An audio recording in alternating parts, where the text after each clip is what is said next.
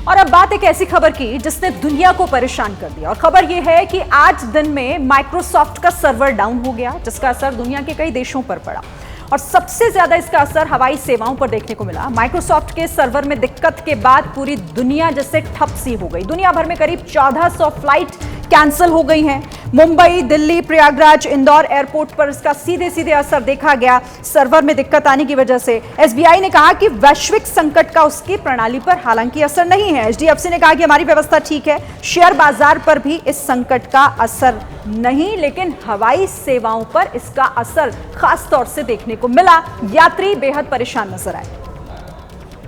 और आइए अब आपको सूरज ओझा मेरे सहयोगी इस वक्त मेरे साथ जुड़ गए हैं, सीधे उन्हीं से जानते हैं। सूरज, क्या दिक्कत दूर हुई है, परेशानी कम हुई है? क्योंकि कहा यह जा रहा था कि धीरे धीरे स्थिति में सुधार होगा, कितना सुधार हुआ है?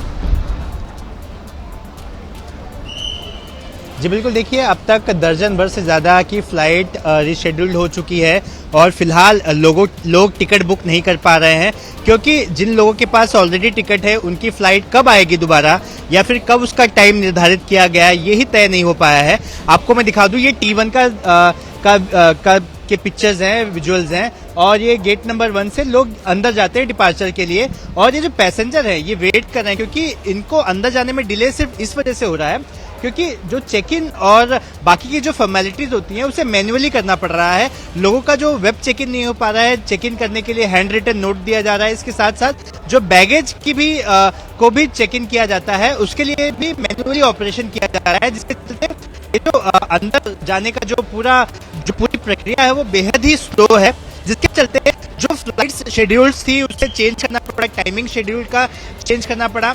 मुंबई जैसे एयरपोर्ट जो काफी बेस्ट एयरपोर्ट रहता है, यहाँ पर प्लान बी का इस्तेमाल कर काफी स्मूथ ऑपरेशन करने की कोशिश ठीक है।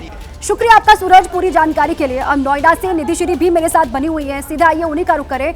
निधि, आप जरा ये बताइए कि यहाँ पर जिन जिन सुविधाओं पर असर पड़ा था वहाँ अब कैसी स्थिति बनी हुई है, क्या अपडेट है? अब सुविधाएं बहाल हो रही है? बिल्कुल नहीं, देखिए पहले लगभग 2 घंटे पहले हमने दर्शकों को जानकारी दी थी लाइव की। अभी भी आईटी सेक्टर, चूंकि मैं आईटी सेक्टर्स के एम्प्लॉय से बातचीत कर रही थी, और जो दिक्कत सुबह 10 बजे से आ रही थी वही दिक्कत अभी भी है।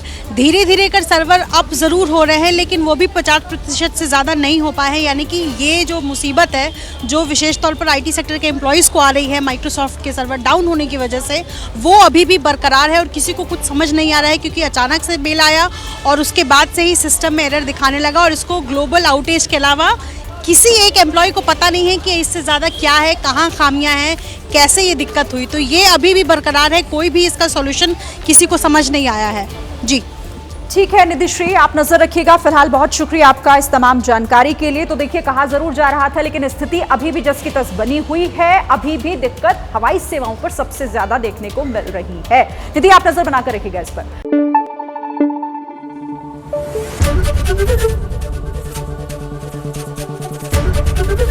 एबीपी न्यूज आपको रखे आगे।